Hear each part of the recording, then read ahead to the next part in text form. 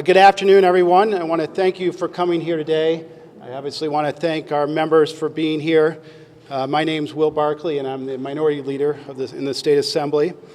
We're here today to talk about our plan to introduce an impeachment resolution. And we're going to introduce this resolution because we believe the time has come. You know, in order to lead this great state as a governor, you need to have credibility and trust. You need to have credibility and trust. And unfortunately, we feel the governor has lost that and now has an inability to lead. And why is that? What happened? What happened? Well, there's been one bombshell after another. I don't think I've used the term bombshell, especially this weekend, any time more in my life. It's been one bombshell after another. Let's go through them. We had the AG report. Came out saying that the governor was underreporting nursing home deaths by as much as 50%. We had that secret political meeting where he had his top aides say they weren't reporting the nursing home deaths because they were worried about a Department of Justice investigation. They were worried about the political fallout. We had the bullying and the harassing of sitting members of the state legislature. Then we had 5 courageous women come forward to talk about their abuse, sexual harassment, and other abuse at the hands of the governor. And now you have 30 members of the Assembly majority saying that the governor ought to resign. And then yesterday, as you all know, you had the majority leader in the Senate saying the governor ought to resign. And we had the Speaker coming very close, questioning how the governor can govern going forward. You know, during the Watergate years, a bipartisan group of legislators went to see President Nixon, and they said, "President, if you don't resign, we're going to commence impeachments against you." Interestingly, as you heard the governor say yesterday, "I'm not going to resign. If you want to get rid of me, start impeachment."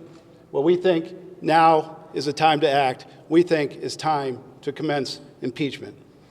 So with that, I want to turn it over to our ranker on the Ways and Means Committee, and he's going to talk about how difficult it will be for this governor to govern during the budget period. Ed Rah.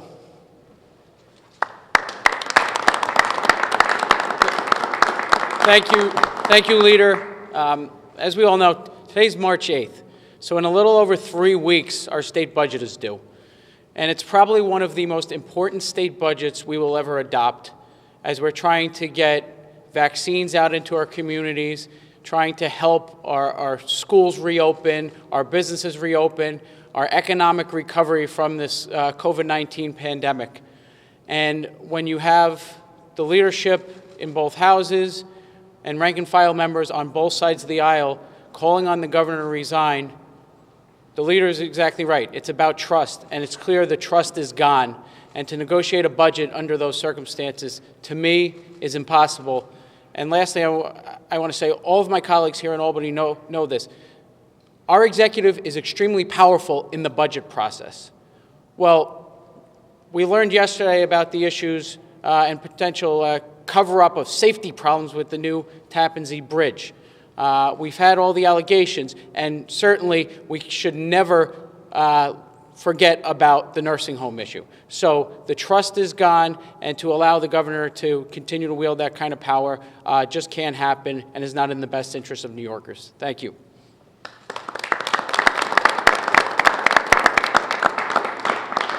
Thanks, Ed, for those words. Next, we have Jake Ashby, who's our ranker on the Aging Committee and also on the Health Committee, who's very aware that we are still in a pandemic and still need leadership from the governor's office. Jake? Well, thank you, Leader. You know, the accusations against Governor Cuomo are overwhelming in both number and severity. It is now abundantly clear that this governor can no longer lead our state. His abusive use of power has been evident, and the damage these abuses have caused have capsized his reputation and the public trust that comes with it. Each further day the governor spends in office threatens increased harm to our great state. He must be held accountable, and I'm proud to introduce legislative action to remove him from office today with my colleagues. Thank you.